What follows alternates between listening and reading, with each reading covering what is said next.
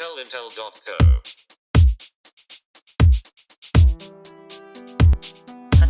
This episode is brought to you by Glowfish Serviced Office Space and Virtual Office Services in Bangkok and Commetive Production.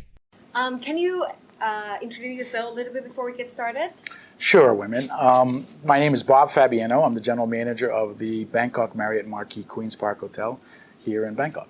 And you have been in the industry for... I've been in the industry for, all with Marriott International, for almost 39 years. And this is not your first time in Asia? No, it's going on 10 years now. My first assignment was in Shanghai, China, and followed by Beijing, Hanoi, Vietnam, and then most recently here. Let's talk about this property. It's a huge, it's a big property. What has your experience been like in getting this property ready to open? Fortunately, we had two phases to this hotel in terms of construction and opening. The first phase is 500 rooms, along with all of our meeting space. It has gone fairly smoothly. The balance between construction and having everything get done on time is obviously critical, and then as is staffing for a hotel this size. Yeah, and that would be another interesting question for me. How and where do you find staff for a hotel this size, and how do you train them? Well, let's see. We have 700 staff on board today. Once we open up the remaining guest rooms, which is a total of 1,360, we think we'll be somewhere in the vicinity of 1,000, 1,100 brilliant hosts, as we call them. But we did our first job fair in March of 2016. Attracted somewhere in the vicinity of 4,500 applicants, which was probably twice what we thought we were going to. And it's actually been, I won't say easy, but it's been a very positive situation for us because we've had a constant flow of applicants. So a lot of good skilled staff and a lot of brand new entrants into the hospitality market, graduates from the various hotel schools. So just being Marriott alone attract a lot of candidates. And now how are you going to standardize all these talents to become, one group? Yes, I think in answer to your first question, I think Marriott does attract people because of the reputation that the company has, and not only just in terms of our business, but also our company culture of taking care of people, putting them first, having them feel as though they belong, and then also giving them opportunities to grow and prosper with their careers. What we did and what we do for all of our hotels now is what we refer to as the countdown, and we bring in a cadre of experts in all the different disciplines, people that are high performers in their own right at their own hotels. In this case, we just finished that prior to our opening. We had over 50 individuals in to help us train and bring those Marriott standards to bear. And so we do a 7-day countdown prior to the opening. It's hard work for them, but I can tell you that, looking at our staff prior to that, eager, enthusiastic, maybe some confidence issues.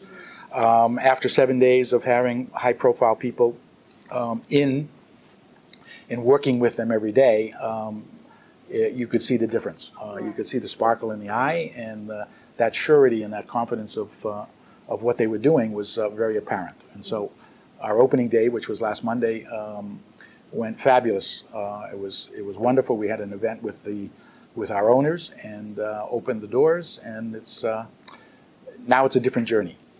But that certainly is what makes us successful in terms of a pre-opening process and getting to the opening. When we open, I think we're probably as prepared as anybody is to take on that first guest. But anything could go wrong in the pre-opening team. With 30 years of experience, is there anything daunting that this project could throw at you? I think the challenge with this project is we have 2 phases. So actually, we're going to have 3 phases. So we have the first phase, which is our 509 guest rooms and all of our meeting space and all of our outlets currently. And then we have our second building, which is across the way here, which will come online in mid-January. So there's that separation of here's operations and here's work still to be done. And then we'll have a third phase, which is our rooftop entertainment area. So just keeping that balance and making sure that we can get the construction work done without impacting our customers is the critical piece. And what do you think would be a challenge once this open completely?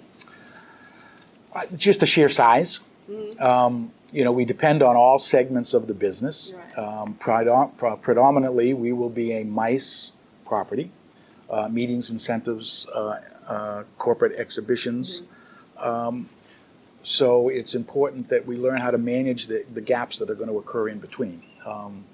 We're able to handle 1,000+ people, accommodating them, meeting them, and feeding them. No other hotel can do that in Bangkok. But what comes with that is, when 1,000 people are in for 3 days and they leave, we're not always going to be fortunate enough to have, another 1,000 or 600 coming right behind them. So we'll have a 1 or 2 day gap, and so we have to understand how to best manage that, both from a staffing and a productivity standpoint, as well as just running a solid business. Right. I need to read this because you have achieved so many awards and prizes during your time. So in 2006, in your previous hotel, your hotel was ranked the most profitable hotel in Pacific region. And then in 2012, your property won a lot of awards. I can't even remember. What is your secret of doing all these and achieve all these achievements? Hire people that can do the job better than you.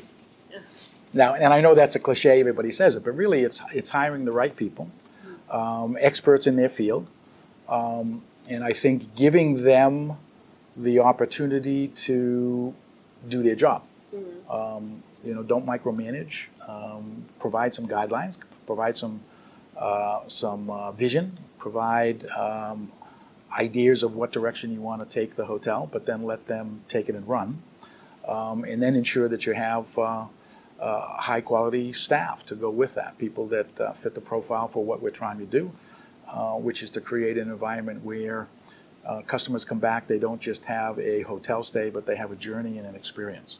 One such that emotionally connects with our staff, and then they go back and they tell their friends and family, and it fosters more business. Right. And do you feel the pressure that you might have to work so hard on these properties so that you can win a lot of awards? This business is in my blood, and so I'm passionate about it. I have been for the 39 years since my first job in the hotel. My wife probably feels the pressure more than I do because she knows she doesn't see much of me during an opening phase of the property, but it settles down fairly quickly, surprisingly. The one thing you do realize is that all the little things that go on in a hotel environment that you take for granted when you're in an operating hotel, once you open, you have to realize that you have to install all of those things. Right. And so that is apparent every day, and probably will be over the next 2 or 3 months. Right. So 2016 hasn't been the best year for hotel industry with every little thing that has happened in the past year.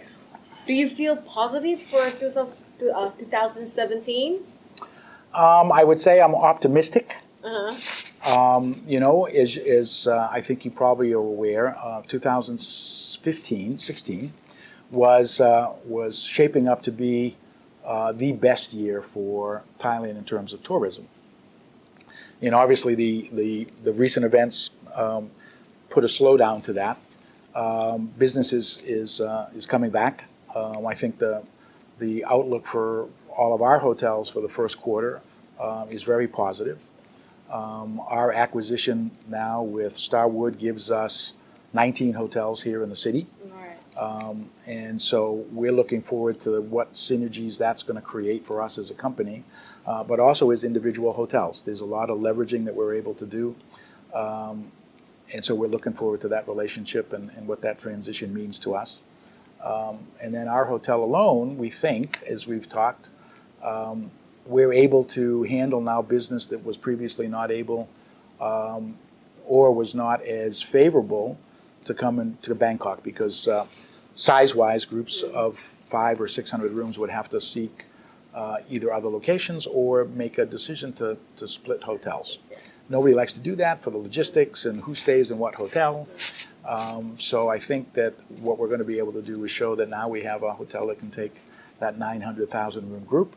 We can feed them, we can meet them, we can accommodate them all under one roof. And so I think that will stimulate further demand. So hopefully, with the increases that the